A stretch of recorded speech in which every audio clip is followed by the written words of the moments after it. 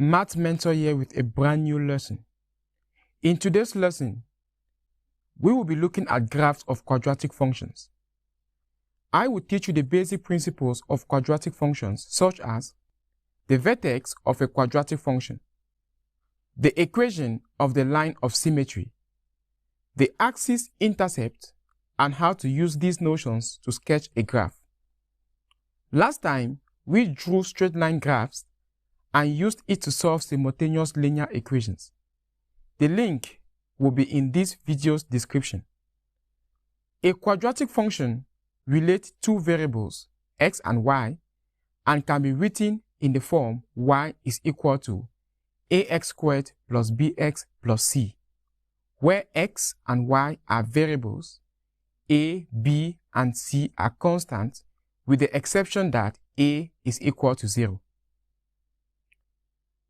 This can also be written in function notation as f of x is equal to ax squared plus bx plus c. Quadratic functions are very useful in everyday life.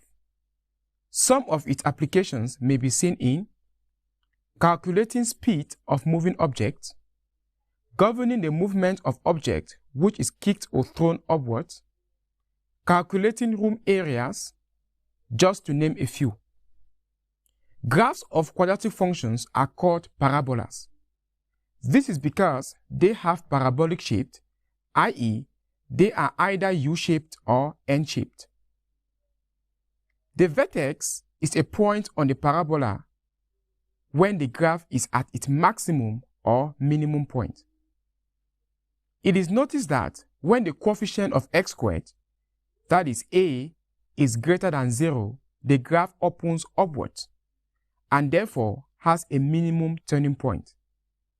On the other hand, when a is less than 0, the graph opens downward and has a maximum turning point.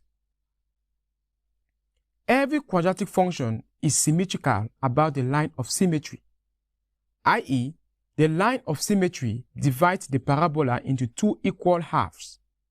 This line passes through the vertex and has equation x is equal to negative b divided by 2a.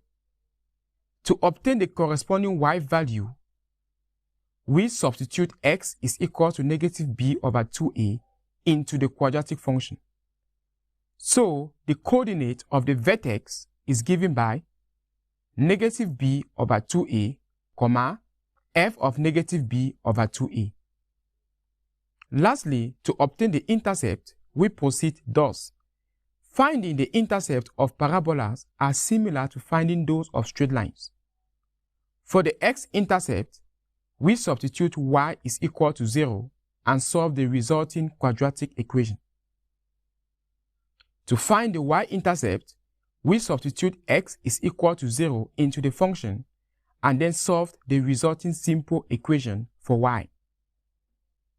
These techniques above are used to sketch a quadratic function, thereby providing less details about the graph, with just important values such as intercept, line of symmetry, and coordinate of the vertex, thereby obtaining a less accurate curve.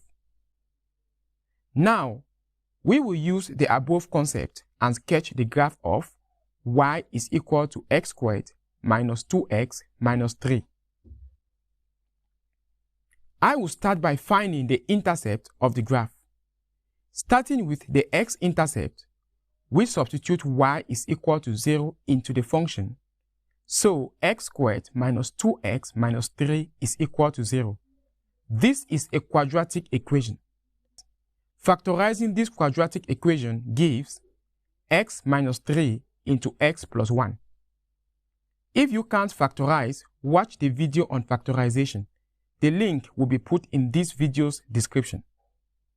Now, solving for x using the null factor law, we have two intercepts.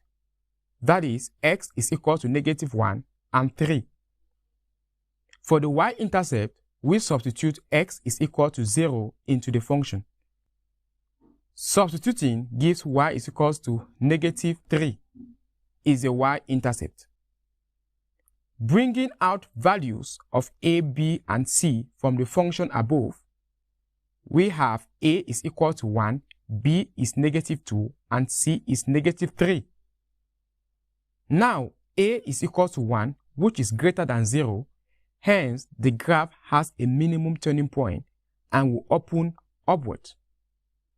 Moving on to the equation of the line of symmetry, which is obtained by using the equation x is equal to -b divided by 2a.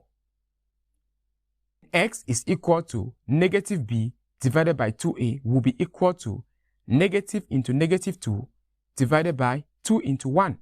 Simplifying gives 1. So x is equal to 1 is the line of symmetry.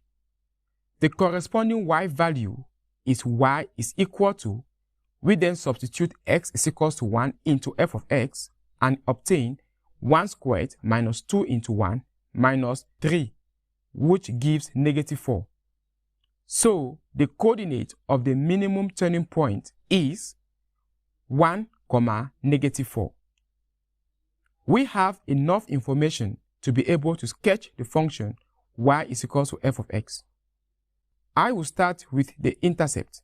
The graph will cut the x-intercept at points where x is equal to -1 and 3. For the y-intercept, we have y is equal to -3. Next, we plot the coordinate of the minimum turning point, which is 1, -4.